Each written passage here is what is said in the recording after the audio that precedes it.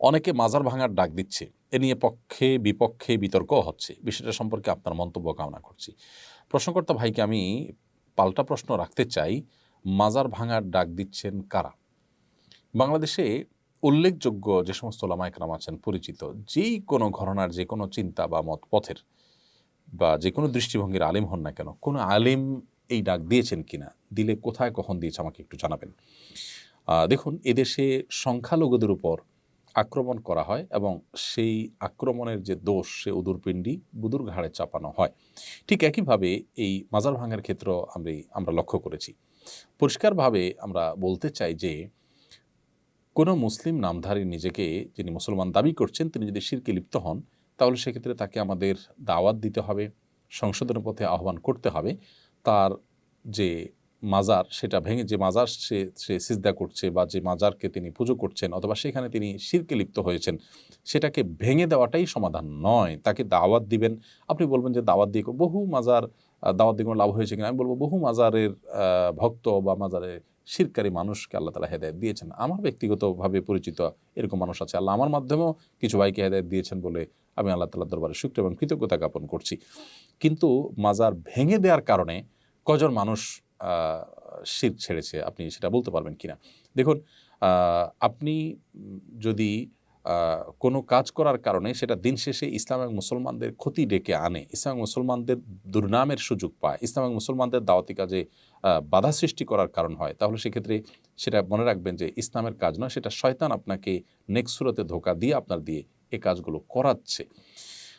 কাদিয়ানীদের মধ্যে দাওয়াতি কাজ করেন এমন একজন প্রথিতযশা আলেম আমাকে বলেছেন ব্যক্তিগতভাবে, আমার বন্ধু মানুষ, মৌলানা আব্দুল মজিদ ওনার নাম, অনেক বই পুস্তক লিখেছেন। তিনি বলেছেন, ভাই আজকাল আমি সেখানে দাওয়াতি কাজ করাটা আমার জন্য কঠিন হয়ে গেছে এবং এটাকে রেফারেন্স হিসেবে টানা হচ্ছে। আমরা অনুগ্রহ করে সবাইকে বলব এই বিষয়ে সহনশীলতার পরিচয় দিতে এবং ওলামা একরাম আপনাদের কাউকে কাজের নির্দেশ দিয়েছেন কিনা, দিলে তার নাম বলুন। কোন ভিডিওতে, কোন বক্তব্যে, কোন অনুষ্ঠানে, প্রকাশ্যে বা অপ্রকাশ্যে কোন আলেম বলেছেন আমাদেরকে বলুন। এই যে রবিউল আউয়াল আসছে, ১২ই রবিউল আউয়াল, সে উপলক্ষে আমরা বলব সবাইকে সর্বোচ্চ সতর্ক থাকবার জন্য, যাতে কোনোভাবে ১২ই রবিউল আউয়াল উপলক্ষে যে আনুষ্ঠানিকতা হয়ে থাকে, আমাদের অনেক ভাইয়েরা যে সমস্ত জশ্নে জুলুস ইত্যাদি করে থাকেন, সেখানে কোনো মানুষ যেন আক্রমণ করার চেষ্টায় লিপ্ত না হন। আমরা অনুগ্রহ করে সবাইকে সর্বোচ্চ সহনশীল থাকার কথা বলব। যেহেতু মাজার ভাঙার প্রশ্ন আসছে, সেজন্য কয়েকদিনের মধ্যেই যেহেতু রবিউল আউয়াল শুরু হচ্ছে, ১২ই রবিউল আউয়াল শুরু হচ্ছে, সেজন্য সে বিষয়ে আমরা সবাইকে উদাত্ত আহ্বান করছি সর্বোচ্চ সহনশীলতার পরিচয় দিতে। মনে রাখবেন, এগুলো কোনো অবস্থাতে একজন দায়িত্বশীল মুসলিমের কাজ নয়। আপনার কোনো কাজে যদি ইসলাম এবং মুসলমানদের উপকারের চাইতে ক্ষতি বেশি হয়, তাহলে সেটা শয়তানের পরিকল্পনা বা সেটাতে শয়তান খুশি হবে, এটা বলাই বাহুল্য।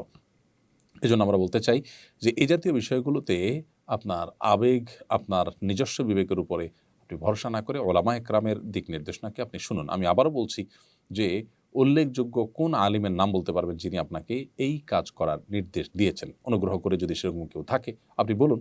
আমার জানা মতে এরকম কেউ নেই। আল্লাহ তাআলা আমাদেরকে হেদায়েত দান করুন। আশিক রাসূল আপনি লিখেছেন আইডি থেকে, আমি লাইট অ্যান্ড সাউন্ডের কাজ করি। এজন্য আমাকে বিভিন্ন নাচ গানের প্রোগ্রামে লাইট চালাতে হয়। আমার চাকরি জায়েজ হবে?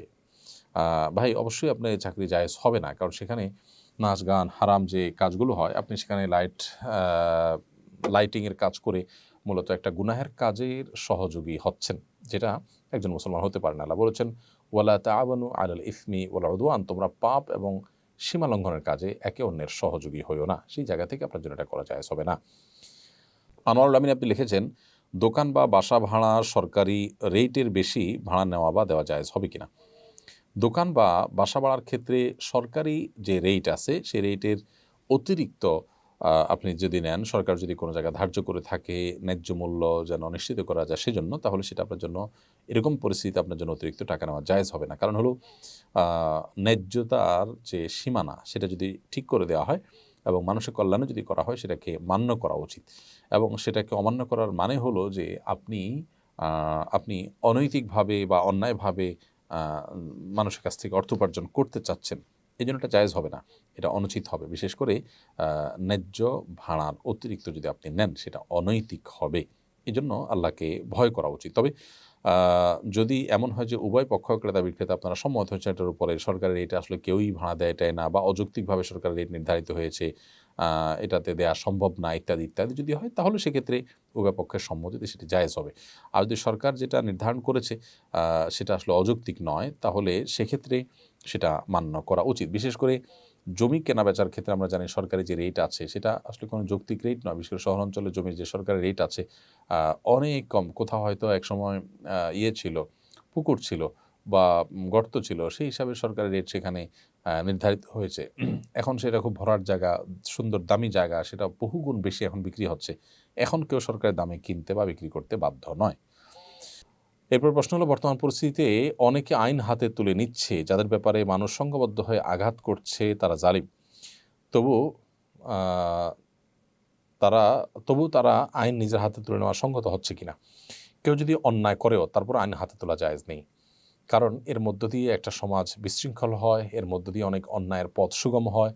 আপনি যাকে অন্যায়কারী হিসাবে তার ব্যাপারে শাস্তি দেওয়ার কাজটা করতে যাচ্ছেন, এটা যদি আরেকজনও করে, তাহলে সেক্ষেত্রে ঠুনকো অজুহাতে একজন আরেকজনের শত্রুতা উদ্ধার করা শুরু করবে। সমাজে একটা বাজে দৃষ্টান্ত তৈরি হবে এবং একটা অস্থিতিশীল পরিস্থিতি আসবে। নবী করিম সাল্লাল্লাহু আলাইহি সাল্লাম বিচার করতেন, বিচারের আলোকে শাস্তি কার্যকর হতো। কোরআনের যে বিধান আছে সেই বিধানের আলোকে সাহাবীরা যার যার মতো করে শাস্তি কার্যকর করতেন না। পরে নবী সাল্লাল্লাহু আলাইহি সাল্লামের কাছে আনা হতো, তিনি বিচার করতেন। পরবর্তীতে সাহাবীরা যখন খেলাফতের দায়িত্ব পেয়েছেন, তারা বিচার করতেন, তার আলোকে বিচার করা হতো।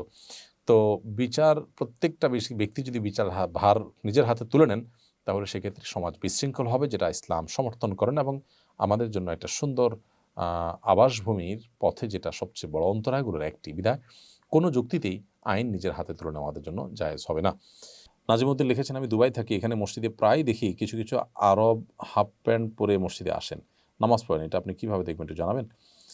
কোনো কোনো মাযহাবে মানুষের রান কিংবা হাঁটু এগুলা সতর নয়, যার কারণে সেগুলোকে তারা প্রদর্শন করেন। কিন্তু বিশুদ্ধ মত এবং হানাফি ফোকাহে কেরামের মত অনুযায়ী হাঁটু পর্যন্ত আপনাদেরকে ঢাকতে হবে, রান সতরের অংশ।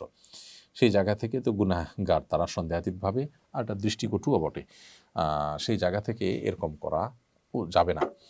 এমনকি তাদের মাযহাবে যদি এটা জায়েজ হয়, তারপর এটা করা উচিত না। কারণ আল্লাহ সুবহানাহু ওয়া তাআলা বলেছেন, ইয়া বানি আদম খুযু যিনাতাকুম ইনদা কুল্লি মাসজিদ, হে আদম সন্তান, তোমরা প্রত্যেক সালাতের সময় তোমাদের শোভা সৌন্দর্য এটা তোমরা গ্রহণ করো। বিধায় শোভা সৌন্দর্য আমাদেরকে গ্রহণ করতে হবে এবং আমাদেরকে আল্লাহর ঘরে বা নামাজ যখন দাঁড়াবো তখন সুন্দর পোশাক আশাক পরতে হবে। হাফ প্যান্ট পরা এটা কোনো সুন্দর পোশাকের মধ্যে পড়ে না। কোনো সমাজেই অফিসে, আদালতে, মিটিংয়ে, সিটিংয়ে এটা সাধারণত অ্যালাউড হয় না। এমডি আরিয়ান আরিফ আপনি লিখেছেন, আমি প্রায় সময় হাফ হাতা জামা গায়ে দিয়ে নামাজ পড়ি।